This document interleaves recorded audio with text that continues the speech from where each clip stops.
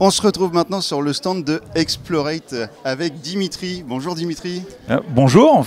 Eh ben, écoute, la dernière fois que je suis venu voir Explorate, c'était à Paris Ludique et c'était avec Anne-Cat qui est juste en dessous. Vous la voyez pas dans le cadre de l'image, mais elle est en train d'expliquer Fédération. Donc Dimitri, eh ben, bonjour à toi. Donc tu es auteur du jeu, évidemment, avec Mathieu Verdier. C'est ça. Fédération qui est juste ici et qui est nommée à l'As d'or du jeu expert. Avec la réponse ce soir, ça y est, on y est. Oui, voilà. De toute façon, c'est un plaisir d'être dans les trois nommés. Donc avec Mathieu, on est très content.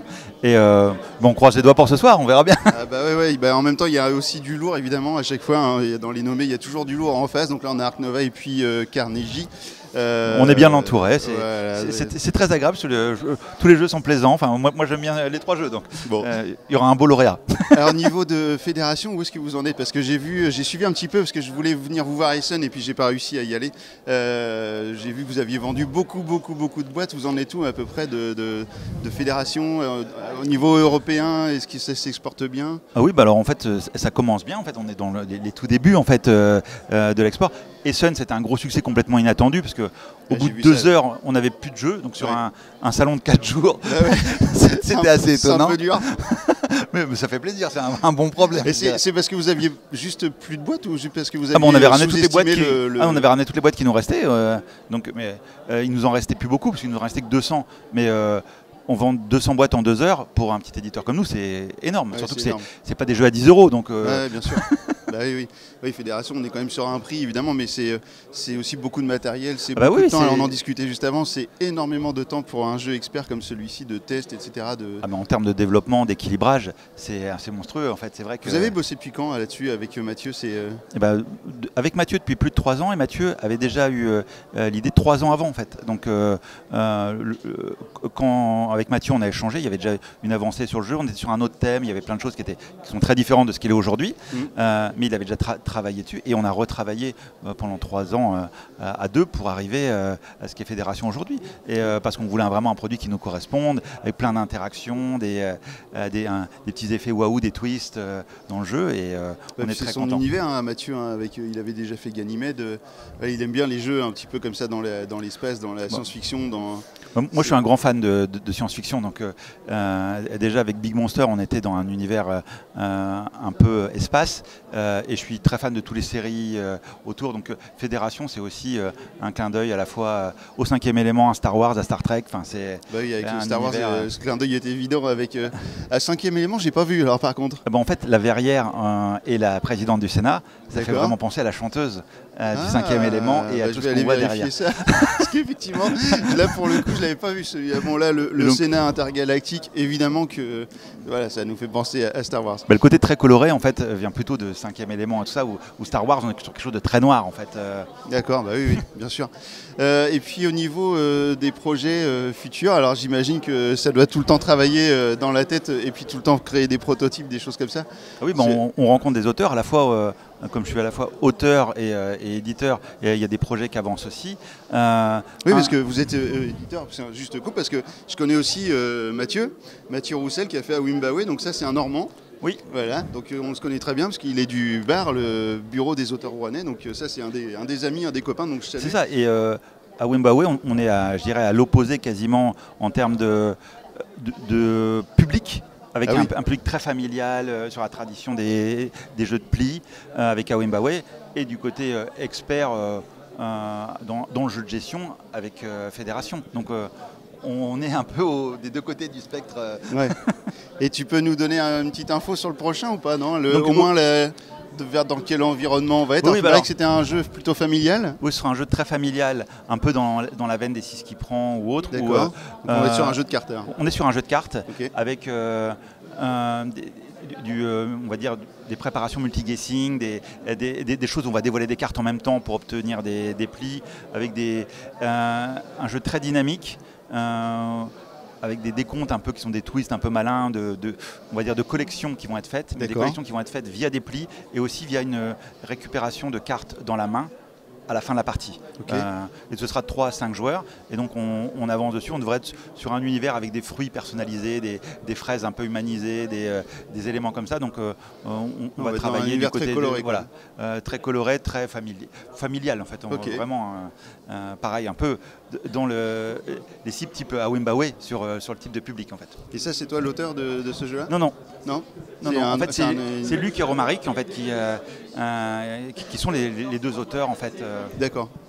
Et vous, en création pure chez Explorac, vous êtes sur quoi là? Alors, moi je travaille sur une nouvelle version de Big Monster en fait. D'accord. Donc on ne sait pas si on va le rethématiser ou pas, enfin ça on va voir sur le truc, mais parce qu'on a trouvé plein de mécaniques qui mettent encore plus en évidence, je dirais, les jeux en équipe, les interactions, et qui simplifient énormément le setup et des choses comme ça. Donc on veut toujours favoriser l'expérience de jeu et avoir un plaisir encore plus immédiat, toujours en gardant le fun et les choix. Parce que l'ADN d'Explorac, c'est de faire des jeux où quand je joue, qu'ils soient petits, pour un public très large ou très expert, chaque tour, on ait des vrais choix.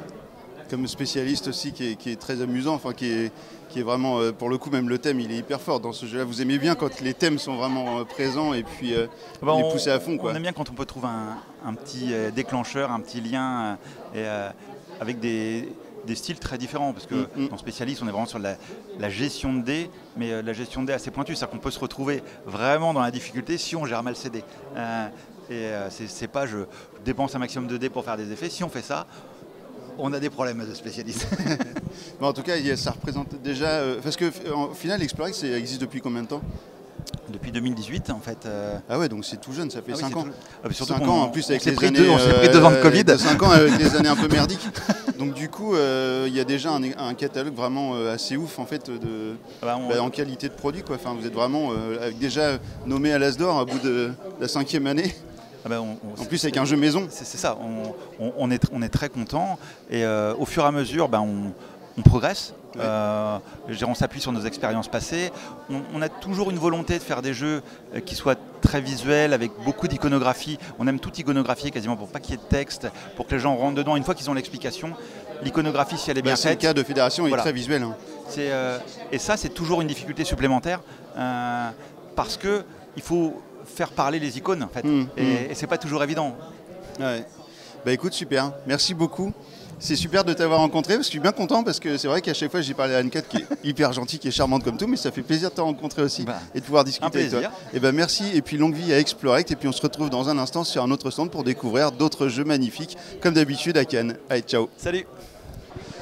On est maintenant sur le stand de Synapse Games. Alors Synapse Games avec Karl qui est le fondateur de Synapse Games, hein, c'est ça? Exactement. Voilà. Alors parle bien dans le micro. Hein. Oui, oui. N'hésite pas. Ça va bien? Ben ouais, ça va super. Alors j'aimerais bien pouvoir parler avec un petit accent québécois pour vous rendre hommage, mais je crois que ça vous rendra pas hommage. Moi j'ai pas d'accent, c'est toi qui as un accent. C'est ça. Alors Synapse Games, du coup vous êtes basé au Québec, hein, ça s'entend. Oui, et du coup vous arrivez exprès pour le festival. Exact. C'est la première fois qu'on est exposant à Cannes, ouais, donc pour on ça est vraiment très fébrile. C'est vraiment... très, très agréable ici de voir tous les gens, les joueurs. Donc là, vraiment... tout le stand est occupé, là on le voit derrière, pour jouer à tous les jeux qu'on va vous présenter tout de suite. Ben, en tout cas, c'est un vrai bonheur de te rencontrer et puis de pouvoir faire une vidéo avec vous, parce que c'est rare qu'on puisse le faire, donc c'est un grand bonheur. Et puis donc, alors qu'est-ce que tu peux nous présenter? Qu'est-ce que vous présentez, vous, sur le stand en nouveautés, voilà, qui sont arrivées ou qui vont arriver? Qui vont arriver, exactement. Qui vont arriver. Justement, derrière, ça joue à nous à Juki Juki, qui est un jeu de cafard.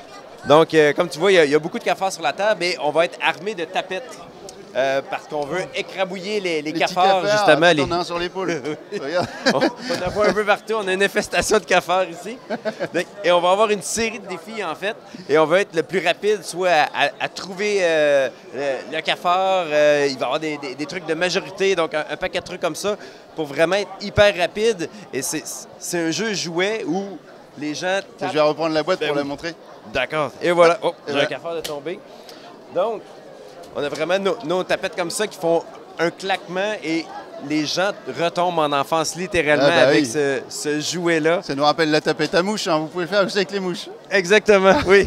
Mais on trouvait ça encore plus... indésirable dans nos maisons. Encore plus dégueulasse, on va dire. Encore plus dégueulasse que le cafard. Surtout que vous en avez mis partout, là. On en a mis partout, exactement. Alors, le stand est infecté de cafards. Hein. Ça, pas juste le stand, en fait. Il y en a 900 cachés dans le palais des festivals. C'est vrai, vous en avez été collés partout? Oui, ou cachés. Les gens viennent nous les rapporter pour... il y a comme une chasse aux cafards ici. Wow. Tu sais qui serait capable de faire venir quelqu'un pour... un exterminateur. Un exterminateur de cafards, ça va vous coûter cher si vous facturez le truc. Oh, bah, en tout cas, on entend, alors je pense que ça s'entend aussi dans les micros, que ça rigole bien à côté avec Juki. Donc ça veut dire cafard. Ça sort quand ça? La semaine prochaine, donc la première semaine de mars. Ah bah c'est dommage, du coup à une semaine près vous auriez pu en avoir sur le... Ben, il y a quelques boutiques qui en ont déjà ici sur le stand, donc ceux qui aiment, parce que déjà il y en a beaucoup de gens, donc il doit en rester encore dans quelques boutiques ici. D'accord, et du coup vous avez fait imprimer combien de milliers de cafards pour en mettre partout comme ça? Beaucoup! Parce que je suppose que dans tous les salons où vous allez, vous en mettez partout? Oui, exactement. Ben, ça fait partie de l'expérience. Ben, bravo. Autant les gens trouvent ça drôle ou trouvent ça carrément dégueulasse. Ouais. Bon, moi ça me fait rire. Alors, donc ça c'est Juki, la première sortie. Ouais. Ensuite on a Tell Me More, qui est une petite boîte qui va être une espèce de jeu apéro. Ouais. Et même, tu peux ouvrir la boîte sur le côté. Je vais t'aider. Même sur le côté, on a une expérience ludique. Il y a carrément un magnet ici. Ah ouais, d'accord, il y a une petite trappe. Donc, en gros, vous allez jouer de façon coopérative. Vous avez une mise en situation, 4-5 lignes, hyper court. Et ensuite, vous allez avoir à roder une histoire. Vous avez quelques mots-clés pour vous donner des pistes. Parce qu'ensemble, vous avez uniquement 2 minutes pour créer votre histoire. Et au dos de la carte, dans ce cas-ci, ça va être au dos de la boîte, vous avez des questions. Mais la twist, c'est qu'à la fin du 2 minutes, on lit la question, une personne lit la question, on dit 3, 2, 1, et tous les joueurs, simultanément, doivent répondre la même chose, sans se consulter. D'accord. Donc, il faut intégrer des éléments basés sur les mots-clés et la mise en situation pour se donner des outils. Et la réaction des gens, c'est « Mais comment ça fonctionne? » Faites confiance au jeu. C'est de la magie ou du mentalisme. On est presque dans le mentalisme. Ouais. Il y a des moments magiques qui se créent. On a des Romains qui passent avec des sifflets. Exactement. Hein. On voit la garde arriver. La garde, je crois que ils vont te virer à cause des cafards. Il y en a un qui a mal au pied derrière. Oui, carrément. Donc, c'est vraiment, ça crée des moments magiques parce qu'il peut y avoir des situations qu'on n'a aucunement parlé de noix de coco ou peu importe, et les gens réussissent quand même à trouver la réponse. Donc, et vous avez plein de boîtes différentes, j'imagine, parce que du coup... on a fait une boîte différente, mais ça, c'est uniquement la mise en situation. On a 50 histoires différentes incluses dans la boîte. Donc, c'est un jeu pour la voiture, la bagnole, ça se trimballe hyper bien. Donc, c'est très, très efficace. On a 7 tables qui tournent ici. Super. Et ça, c'est sorti? Ça va sortir autour du mois de mai. Cette année. Donc, on le montre en avant-première déjà. D'accord, donc Tell Me More. Voilà. Tell Me More, exactement. Et notre dernière sortie, qui va être fin de l'été, première semaine de septembre, qui est Pyramido. Jeu de pose de tuiles, qui est... en fait, chaque joueur va construire sa propre pyramide. Et évidemment, les pyramides, il y a plusieurs niveaux. Donc, on va prendre un domino, il y a des icônes dessus. On place un domino, on place un jeton de la couleur correspondante. Et on veut faire des plus grosses zones reliées à cette icône. Ah, ils sont bruyants à côté, hein? Non, je pense qu'il y a un cafard de moins. Oui, il y a un cafard de moins. Donc, on va faire des grandes régions reliées à ce jeton-là parce que ça va nous donner 1 point par jeton. D'accord. En plus, là, on va avoir la phase de fin de scoring et arrive le 2e niveau. Et donc, on va cacher des tuiles, mais on regarde le pourtour. Donc, tout ce qu'on voit du 1er niveau continue sur le 2e et 3e et 4e niveau. Donc, il y a une espèce de multi-scoring qui se fait d'un niveau à l'autre qui fait un scoring exponentiel. Et là, il y a tout un système pour bloquer les autres et tout ça. Donc, c'est hyper simple. On a même fait des règles type IKEA. Une image, une ligne, une image, une ligne pour rendre ça hyper accessible. La règle type IKEA, alors ça, c'est fort. J'avais jamais encore entendu ce truc-là. On voulait le rendre hyper accessible, mais tous les joueurs, à la fin de la partie, disent « Mais je m'attendais pas à ce que ça soit aussi compliqué. Mais le choix est simple. Donc ça, c'est mon jeu qu'on joue à presque tous les lunchs. Cool, super. Bah, écoute, ça arrive fin août, début septembre. Ah ouais, ça c'est pour dans longtemps. Oui. Donc ici, on a 3 tables, vraiment. C'est la première fois qu'on le présente. Donc on fait ça à Cannes. Et les tables, présentement, il y a des gens qui attendent pour pouvoir jouer. Donc c'est plutôt bon signe. Super. Et il y a d'autres jeux en présentation, peut-être des anciens jeux dont tu vas parler? Pas pour l'instant. On voulait vraiment mettre l'emphase sur qu'est-ce qui était pour sortir et tout ça. Comme c'est notre premier Cannes, on ne savait pas à quoi s'attendre. On ne savait pas combien de tables on avait besoin. Là, on a déjà 9 tables et elles sont toutes remplies. Donc, l'an prochain, on va avoir sûrement plus de tables. Et les gens comprennent bien les règles avec l'accent, ça va, il n'y a pas de problème? J'ai l'impression que... N'utilisez pas trop de termes, des mots québécois. On essaye. En fait, justement, dans Juki Juki, il a fallu s'habituer parce que nous, on n'appelle pas ça un cafard. C'est une coquerelle. Une coquerelle. Ah bah, et on voit des sandales ou des tongs. Nous, on appelle ça des gougounes. Ah ouais, donc voilà. Donc, du coup, effectivement, peut-être un petit peu de difficulté. Il faut essayer de se corriger soi-même. Exactement. Ouais. Donc, on s'est pratiqué à la maison avant de partir pour expliquer les règles en français. Exactement. Eh ben super, merci Carl, merci beaucoup. C'était super de te rencontrer et puis longue vie à Synapse Games et puis rendez-vous en septembre pour Pyramido. Oui. Dès maintenant pour Juki Juki et puis au mois de mai pour Tell Me More. Exactement, donc tous les 2-3 mois on arrive avec une nouveauté pour la France. Eh ben je vous souhaite un bon retour vers le Québec et puis à bientôt. Merci, à bientôt. Allez, ciao. Salut.